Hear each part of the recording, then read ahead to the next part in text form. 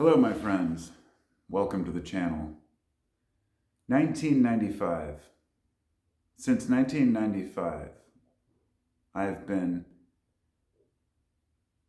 trying to live my life with the awareness in the back of my head that there are people out there trying to obtain control, trying to create a police state, that corporations are, dominating the markets and manipulating results and statistics, that you pretty much can't trust anybody with money. I won't say I was very much aware of that beforehand. I was born in 75, so up until I was about 20, I was a pretty damn ignorant teenager. Thought I knew some stuff, but, this was pre-internet days. But I did read some books. Reading books was how you gained information back then, believe it or not.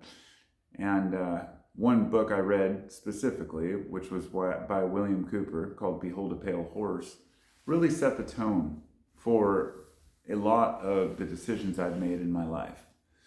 And it's funny because I don't give enough credit to that book for shaping my understanding of the country I live in, its place in the world, and the way that we are consistently manipulated by those who want to write history. And it led me to a point in my life where a few years after that, when I was in my early conspiracy realm, I met my wife. She had a young son, and we got married later. We ended up living together soon after we met, and the rest is history. I've been raising kids. I have a family. I've been I'm not keeping up with the Joneses, I'll put it that way, but I'm definitely doing my best to just be a human and to set these things aside, because even though part of me is the prepper mentality that there are people who will destroy this planet and destroy humanity, and that the ultimate goal is to, back up for a minute here. Class war.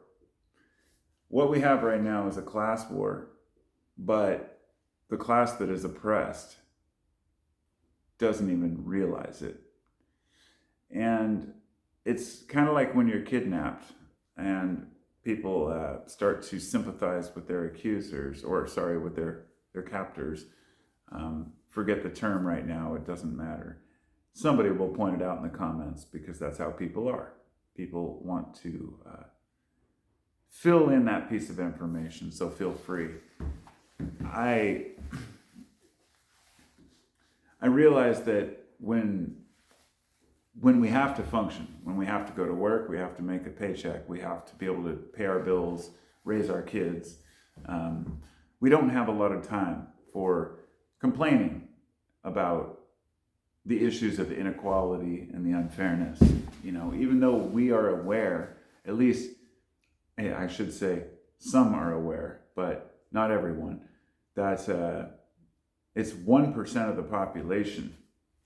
1% of the population of the world owns half of the wealth. Half. And I believe something like 20% of the world's population owns 80% of the wealth. So this idea that if you just work hard enough, you'll get ahead and you'll, be toe-to-toe with these guys. As they said, your chances are better of winning the lottery or getting struck by lightning twice. And living.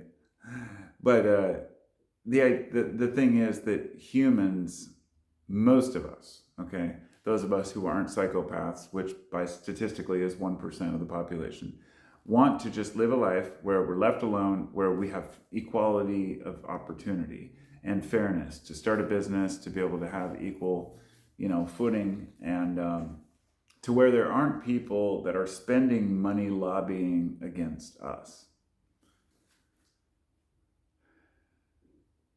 The largest lobbying group in the entire nation, when people talk about the oil lobby, they talk about the, food lobby and, big ag, these companies get billions of dollars in subsidies. I mean, even Elon Musk himself has had tens of billions of dollars given to him by you, the taxpayer, for his company.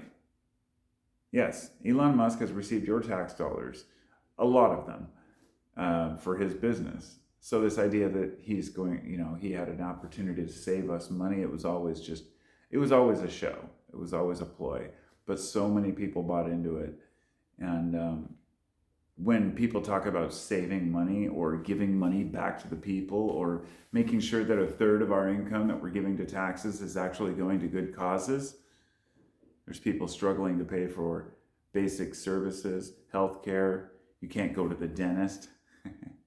I mean, these are issues that every average human deals with in this country. Every American has to, and I say American rather than human, because in many countries, healthcare is free, and healthcare is taken care of by your tax dollars.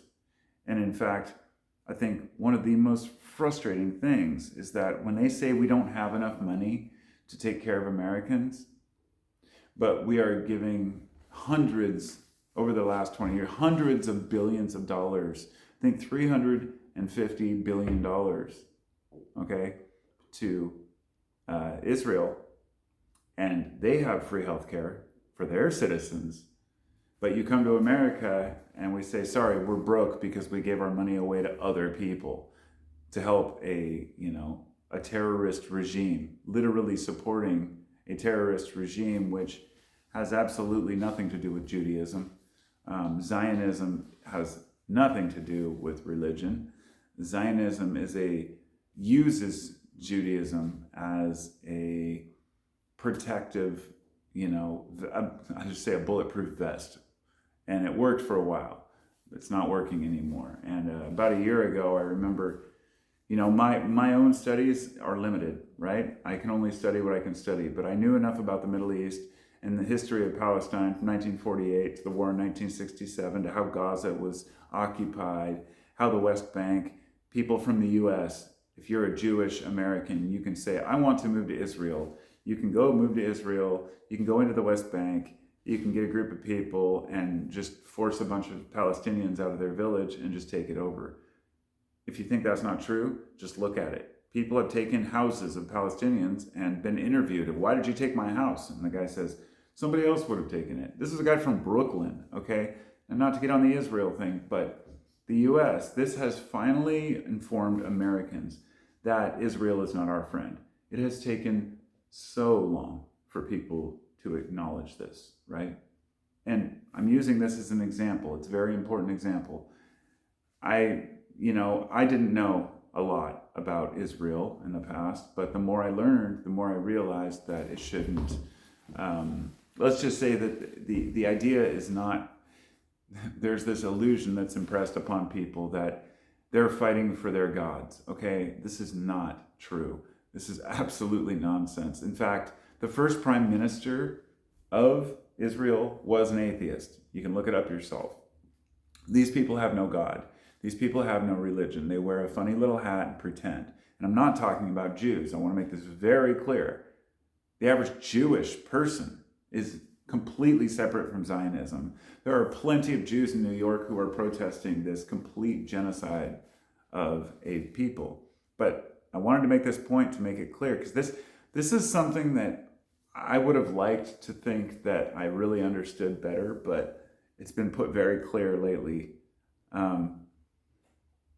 The slaughter and the annihilation of genocide and genocide in Gaza has absolutely nothing to do with beliefs or gods to the people who are doing the genocide. It's about a land grab. As I was getting to earlier, there's all these lobbyist groups in America. Do you know what the strongest one is? The biggest lobby group in the entire country? It's real estate. Real estate.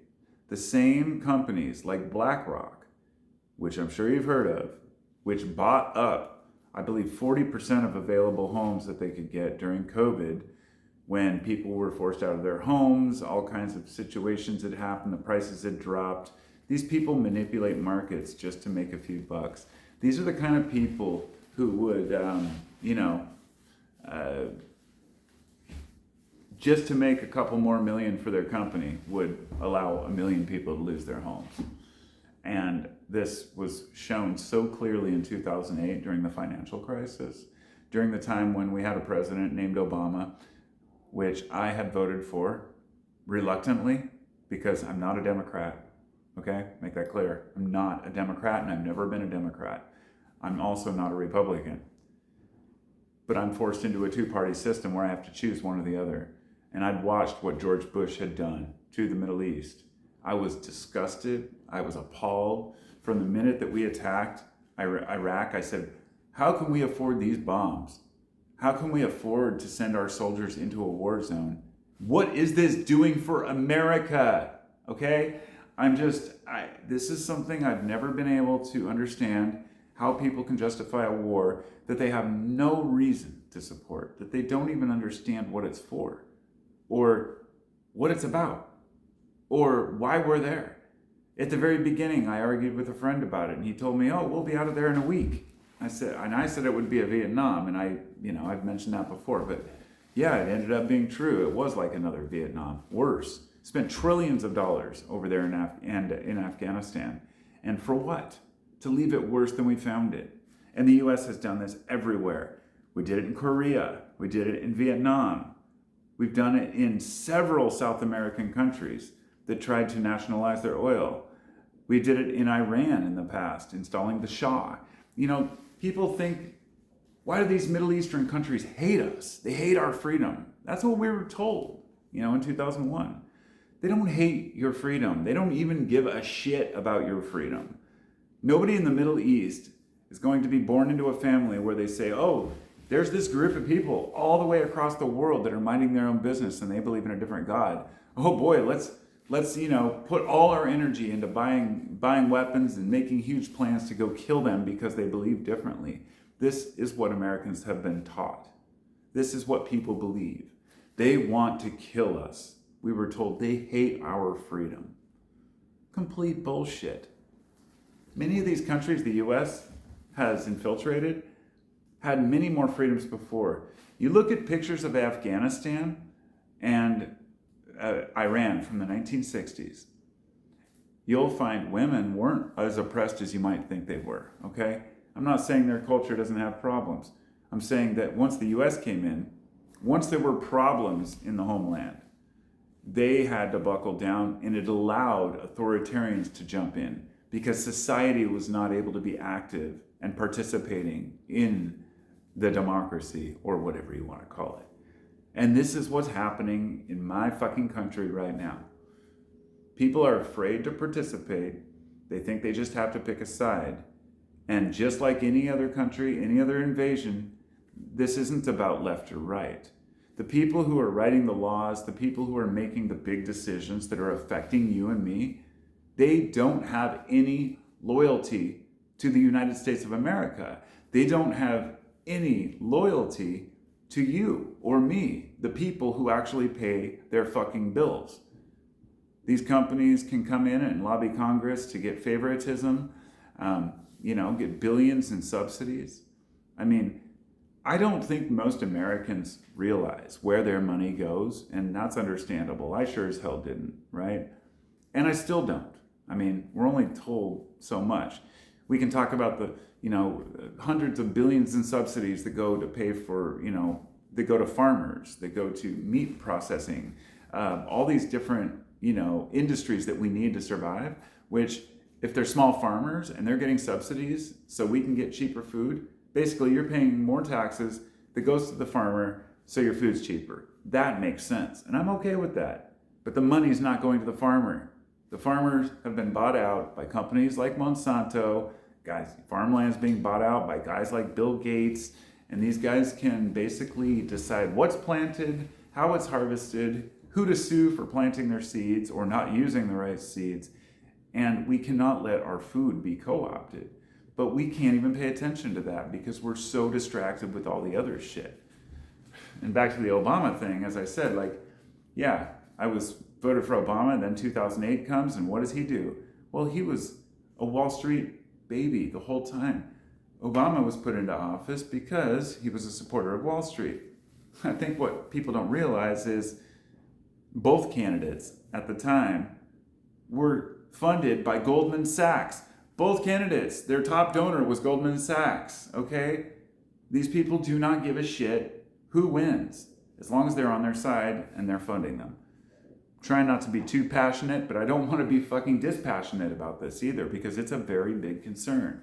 What's happening right now is Americans' rights and freedoms and privacy are being stripped away so fucking fast that people's heads are spinning. And so instead of actually standing up and saying we need a revolution, people are burying their heads in the sand. They're picking a side, and it's embarrassing. It's really embarrassing. And I don't mean that offensively. I don't mean if you take a side, you're left or right, you're embarrassing. Because this is a message of congruence, of understanding, of connection. I want to see the MAGA crowd and the Bernie crowd, let's say Bernie Sanders, yes, realize that they are the same person, okay? The working class has been fucked for too long. And let me say this, a lot of people who voted for Trump said that they were going to vote for Bernie Sanders. And I just want you to think about this for a minute, because I have friends and family who think Trump's great. I have friends and family who think Trump is the devil, like the worst person ever. And I see him as a symptom of a cause, like a comic book character, right? I don't hate Trump. People seem to think I do because I talk shit about him. I think he's a complete buffoon, okay? And that's okay, that's my right. He's a guy with basically a 5th grade vocabulary that says what people want to hear, some people want to hear. The thing that's scary is that he's only saying what some people want to hear because that's what they think is right. Because we've all been trained this way, right? That the flag is so important. It's all about nationalism. But it's not. It's not nationalism because the people who run the show have no loyalty to the nation. It's about community. Community. Not communes, not communism, but community. And I don't mean you have to know all your neighbors or everybody in town or set up a little stand where you can talk to people. It's about looking at those of us who are doing the worst and saying, how can we improve this? If I were to say that, fentanyl is being allowed across the border because overdose is part of the plan for, control, to get rid of the useless eaters, as the wealthy call us, you might think I'm crazy, If I were to say that the whole idea that immigrants are the problem right now, or that immigrants are the ones that are costing us all this money for our country because they're sending money back home or they're using our dollars to get health care, how dare they? You would think that, it's true. These people are the problem. Or, if you look at the statistics of how much money goes to illegal immigrants, and let's just set aside the fact that in the last 4 years before Trump, Biden had basically, let the border be flooded, and that's true. So we can both look at the fact that the Democrats fucked it over in a certain way, and also look at the fact that the Republicans are just playing this other game. We're going to go the exact other way. And all the time, we're just sitting here going, what is true? What is real? And you're thinking, yeah, we might be saving millions of dollars. No, hell, we're saving billions. Oh, God, by kicking out all these immigrants, we could be saving hundreds of billions of dollars. And then you realize that the military budget is like over $500 billion a year. And you start thinking, well, where's this money go? And then you find out that the military budget is literally half of your tax dollars. And you think, wow, I pay a lot in taxes. Half of this goes to the military? What are they doing? But people don't think that far. When we send soldiers overseas, we are putting them in harm's way. And there better be a goddamn good reason. And this is what I talk about coming together. If you're an American, whether you're left or right, I don't care. You should stand behind your fellow citizens. If you claim to care about your country, that means you care about the people. If you care about the people, it means you want people to be informed. If you want people to be informed, it means even if somebody goes to battle on false premise, then you should, respect that and understand that you are your brother's keeper. You're here to defend your neighbor, and especially against tyranny, because you have so much more in common with the Muslim that operates the bodega down the street, or name your race, name your gender, name your culture, insert here, right? It doesn't matter. Most of us, when you get right down to it, you sit around and you talk with people, you can relate. If you could ever imagine sitting down with a group of white, blue collar workers after work talking and have some, what happens when the boss comes in, right? Well, imagine what the billionaire would have to say with the group. They are so out of touch in their own world. And I know I'm critical of billionaires. I've made it pretty clear. I don't think billionaires should exist. And I know that's a little harsh, but this is because the only thing I have to go on as to how humans should behave is looking at nature. And I base everything on nature, because nature is God. Nature is God's plan. Nature is how things work. If too much of one animal or insect infiltrate an area, becomes overwhelmed, they die out, right? Well, a story I love to tell is I believe it's on the Kruger Wildlife Refuge. I think it's in South Africa. And they had a bunch of, I believe, pronghorn, if I'm not mistaken. And they would eat this particular leaves of this acacia bush. And in one group, they started dying off. They started getting sick and dying off. And there was 2 different parts of the park with these groups and these acacia bushes. As it turned out, one of the spots, they had become overpopulated with the pronghorns, and they were overgrazing on the acacia bush.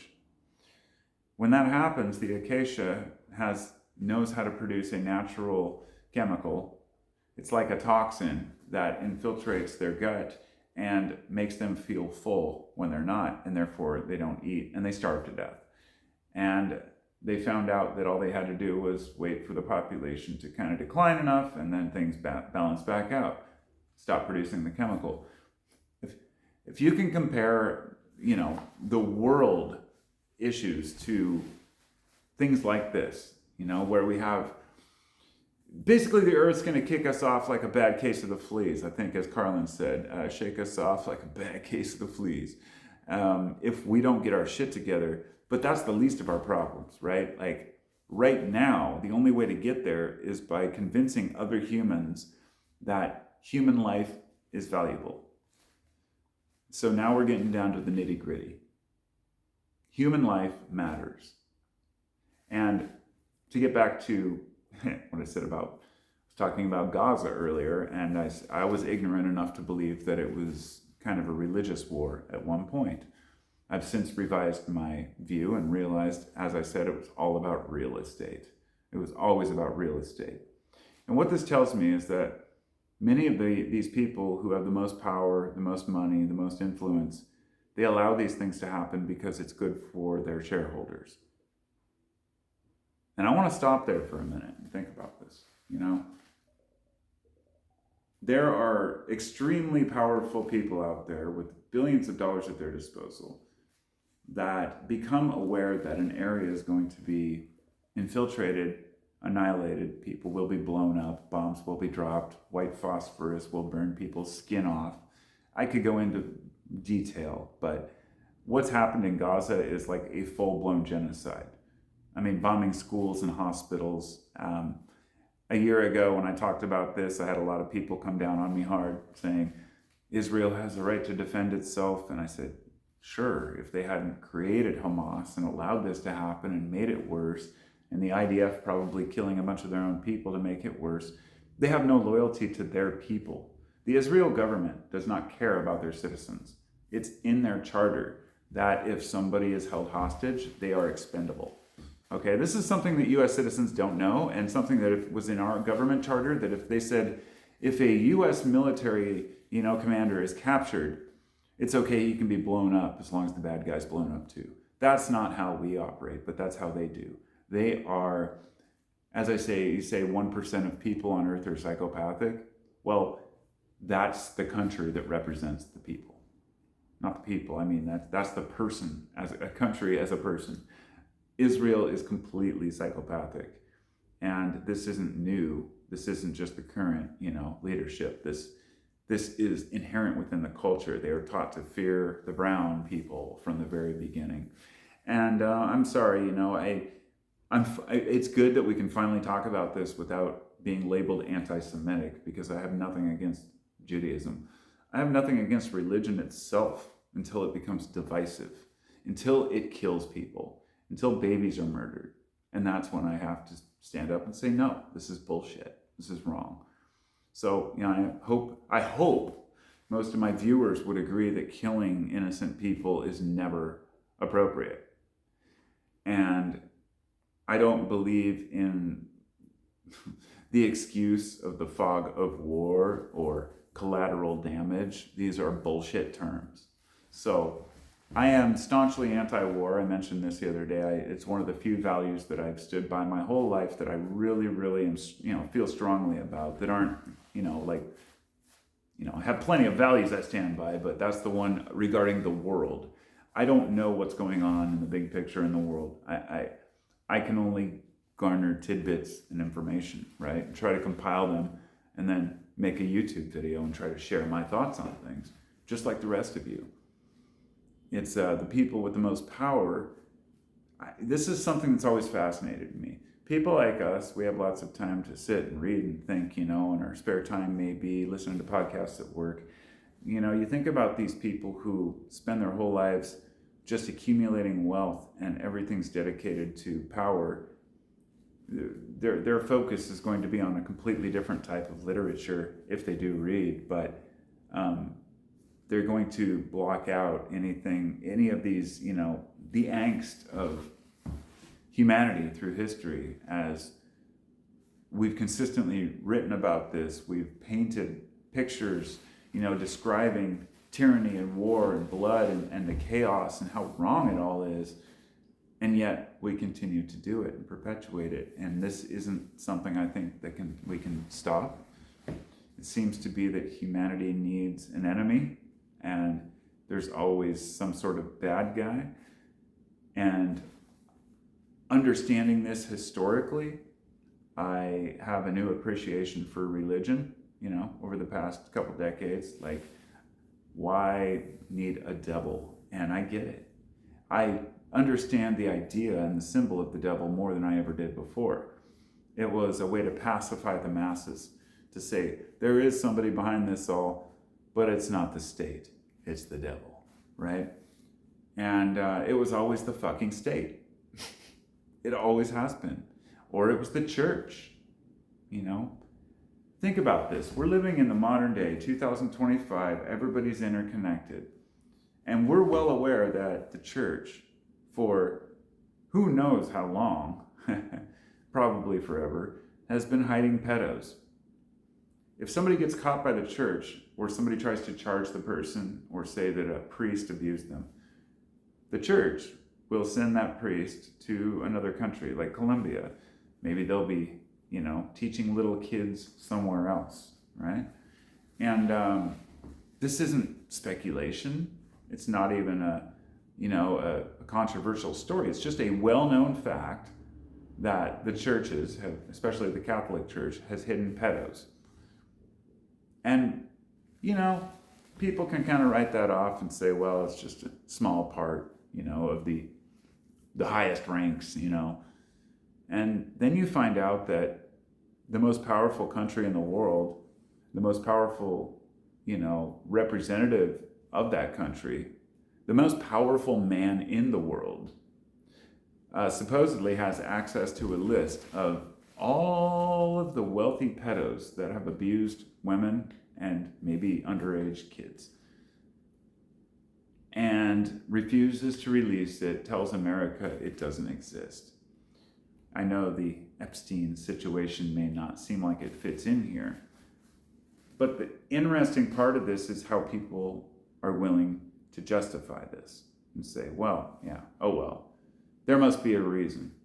Or the excuse of, well, why didn't the Democrats release the list? And my answer to that is always the same. They're probably on it too. It seems when you have a debate with somebody who's a hardcore Republican, they will always refer back to something about Obama or Clinton or Biden and always say, why didn't the Democrats do this? And I say, because they are corrupt as hell. All of them are corrupt. Every 4 years, you think that you're able to choose to get out of the problem that we were in before. My challenge to you, to anyone who disagrees with anything I'm saying, or thinks I'm overreacting, or somebody who really believes one party or the other, cares about them, I'd like you to go back through history and say, sure, people have signed some bills that helped, veterans. Some Democratic presidents, like Biden, signed an infrastructure bill, which did benefit some places, right? All of these things, these bills and these executive orders that are signed, they're really meaningless in the big picture. If you don't tackle the biggest problems, which is disparity of wealth, wage inequality, especially because people in the middle of America, I think minimum wage is still $7.25. Like I said, I'm out here on the West Coast. Minimum wage here is $15.50, I think. But you're still, struggling because gas down the street from here is $5 a gallon. Down there it might be $2.50. So it all balances itself out. We can look at numbers and they're meaningless. What you've got to look at is the average pocketbook of the average American and say, not just are we okay or doing as well as our parents, which we're not, but why aren't we doing better? What happened to my promise of a fucking hoverboard? I say that half jokingly, but man, I was promised a hoverboard, and we knew that would never happen, but too fucking dangerous anyway. I don't think I would want one. Yeah, I used to be a skater, so, I was a kind of a punk anarchist youth with a rat tail, skating around with my metal shirts on before I became the hippie dude and went through my phase of peace, man, everything's all good. I'm a pacifist, to being like, no, I'm a pacifist till you piss me off and I'll whip your ass, to being like, well, I'm just a human being, to I'm a dad and a husband, to a YouTube dude who just sits here and talks to the camera because I need to share my views with you people because nobody else wants to hear the bullshit that I have to say.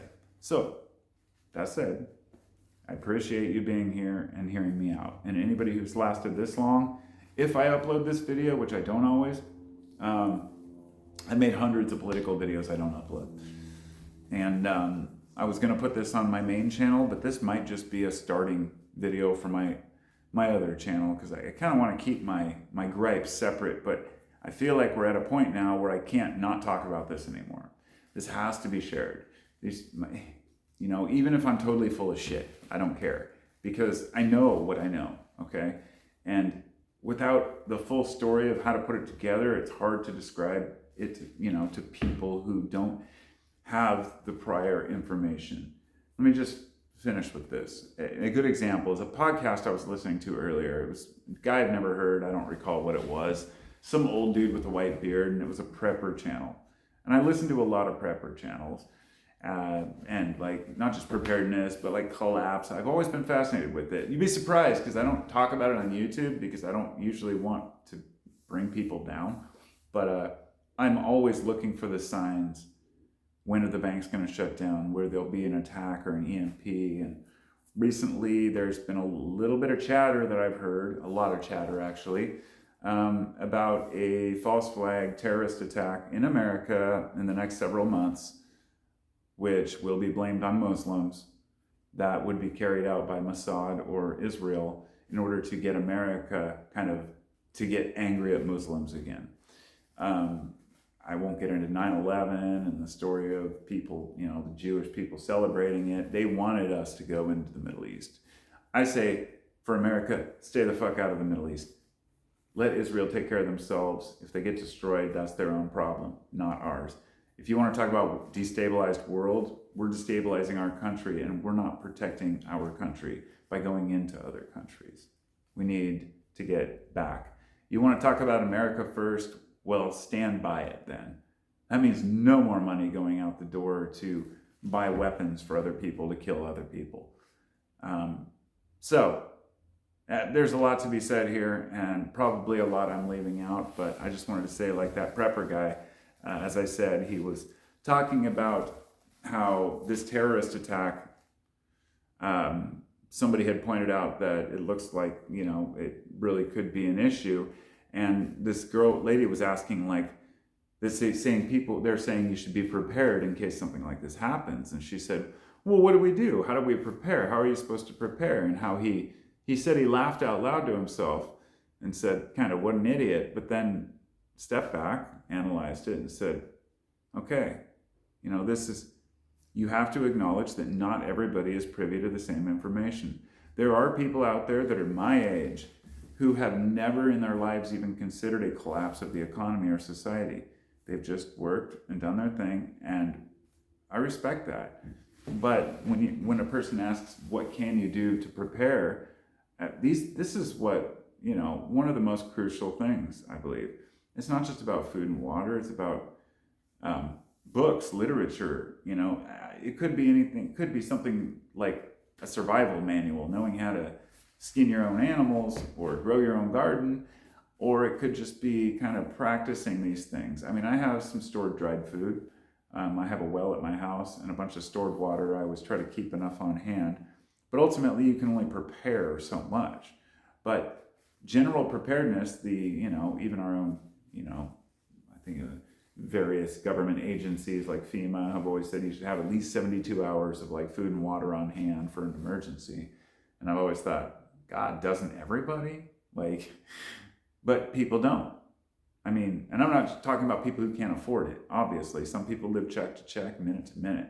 I'm just saying for a person, a middle-class family who has extra income, say you've got a couple grand in the bank, yeah, get a few extra boxes of mac and cheese, And if you're the kind of person who is into physically protecting yourself, grab a box of ammo when you're down at the store. That's another thing I don't talk about, and I don't recommend anybody talking about. I keep that out of my discussions completely because I don't want to be known as the guy who has anything or knows anything. And that's really why I don't talk about prepping too much too. I don't want to be on a list. But the fact is, with 5,000 YouTube videos talking shit about everything, I probably am already on several lists. So, whatever.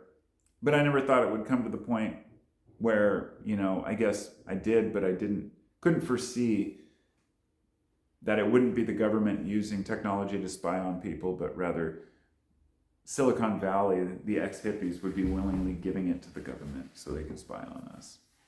And if you're not aware of how Palantir is dominating the market, not the market, rather dominating your privacy, all the cameras that are going up, AI recognition software, face, stuff like this, we're heading to a dark future if we're not paying attention. And that's why I make these videos. That's why I'm making these types of videos, rather, instead of just something floaty like, hey, let's all be positive and pretend like life's great, because I do that on a daily basis. I sit and I think and I ponder. I put myself in a positive frame of mind, go on walks and hikes, and I don't generally dwell on the negative. But I just see it as inevitable, and I think, ignorance is not bliss. We have to pay attention. Shit could hit the fan tomorrow, or it could just gradually, little pieces of poop flicking onto the blade until it stops working, The truth is, we don't know how this will unfold, but we are so dependent upon technology right now, our satellites, communications, beyond anything we've ever, could imagine, that an EMP attack or something like that could be horrendous. I believe there was a bust, I think it was today or yesterday, they busted some organization that had 100,000 SIM cards, and they were registering them so they could flood the lines during the World Economic Forum. I don't know what it was. Some fucking big wig thing where, let's just say that the tech This is out of my league, right? So let's just say that there's a lot of tech savvy people out there who could, if they decided, cripple the entire fucking infrastructure.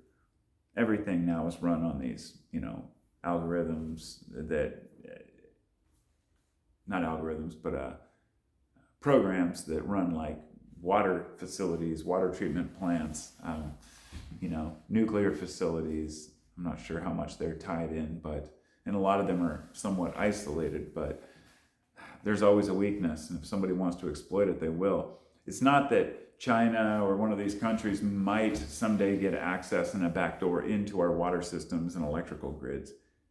It's known that they already have that backdoor access. It's just a matter of will they use it.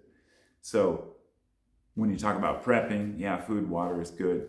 You can get some gas, but it's only good for so long. Having a generator, but really just being smart, being aware, and keeping an eye on when shit happens, dude. Just be on top of it. And no fear, right? We still got to go to work. We still got to do things. We still got to live our lives. So, it's being aware and being obsessed are two different things. I don't want to be that kind of prepper guy who's just spending all his time digging bunkers and shit. I've always kind of had this joke that the prepper who spends years digging the perfect bunker won't account for the worldwide flood, end up drowning in his own bunker, right? Or the guy who has a special bug out location way out in the middle of nowhere, that just so happens to be where, the cloud of toxic gas wanders. We just don't know what could happen, how it would happen. All you got to do is just be prepared for anything. And really, it's all up here, don't panic, right? But there's a slow unwinding of our freedoms and of our rights, and we can't tolerate it. We need class consciousness right now, more than ever before, at least in my lifetime. People have come together in America in the past and made demands. Let me just say this. There is nothing that scares the elites of the world more than a well-informed public, an educated public on topics that can actually come together. And that's going to require you're able to look somebody in the eye and say, I don't agree with you on this, but I do agree with you on that. And let's focus on that, because it's just like racism has always been thrown out, keeping people divided. Racism, sexism, genderism, it's bullshit. It's just a way to keep people distracted because most people don't care about that crap. I was hearing somebody pointing out earlier that racism was created by the lords because they had white, black, brown slaves, any color. They didn't care. It was just poor. It was always about class. But the only way to keep them in line and from getting together, and this was interesting, they said that they would they decided to keep the blacks as the laborers, and they would put many of the whites in the supervisor positions, yet still being slaves. And therefore there was kind of a tier, right, a hierarchy, which built resentment and turned it into a racial thing. Now, I don't know how much credence this has in U.S. slavery, but I'm well aware that slaves come in all shapes, sizes, and colors. So what I'm getting at here is not at all demeaning the fact that many black people were brought here as slaves, but saying that it was never about the fact that they were black. It was about the fact that they were poor and couldn't stand up for themselves, and it was convenient. Slavery is, in the modern day, wage theft, low wages, exorbitant prices, and meanwhile you have politicians who are asked, I remember somebody said, what could a banana cost, $10? I don't know if it was a politician, but it was some wealthy Republican or something. I'm just like, no, a banana's not $10, but it might be tomorrow. But I think everyone should know what it's like to have to take bottles and cans back for the 5-cent refund so you can buy some milk.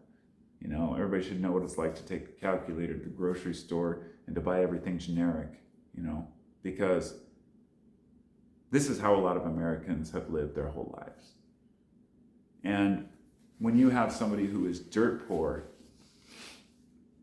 who is promised that somebody's going to come into office that has their interests at heart, cares about Americans, and they don't know any better. They're going to cheer that on to their own demise. But just start realizing that the elected class does not care about you. They only care about getting your attention. It was as Donald Trump said a few years back in one of his campaign speeches. He said, well, there's the one where he said I could shoot somebody on Fifth Avenue and nobody would care, which was probably true, according to many of his voters. But he said one time, I don't care about you, I just want your vote. And some people tried to write that off as kind of a joke. But it wasn't a joke. It was true. It was telling it how it is. I don't care about you, I just want your vote. Because power is power. You can't put yourself in your neighbor's shoes. How the hell do you think the rich people are going to put you in their shoes? Or put them in your shoes, rather. So, this isn't meant to be just an attack on the wealthy. It's an attack on the elite, which happen to be wealthy, and that's what gives them their status and power. But the minute that dollar's worthless, it's gone. So they want to manipulate the system and keep that flowing as much as possible. And the rest of us suffer. And if this continues, there's going to be no way to get back out of it. So be aware. Have class consciousness. Don't think in terms of a civil war. That's just what they want you to think. Think in terms of a revolution that starts with one person, you, deciding that you're sick and tired of getting taken advantage of, and that you're going to take the time to do a little bit of research into how we got here and what we can do about it, and then bring that to the table, share it with the rest of us so we can all work out a plan to get this fucking country and this world back up to and for the people. Peace and love. Thank you all for coming. I appreciate it. Rant over. If you want to check out my other channel, I guess you'll have to look at the description because I'm not sure which channel I'm going to upload this one up to. I also have a podcast. It's called 15-Minute Free Thinking. You can check out if you like. And I have a Patreon at Carpo719 if you want to contribute or check out some other extra content. Other than that, keep your shit together and keep working towards a better future. Because I have 3 kids and I want them to grow up in a world where they have a chance. Peace out.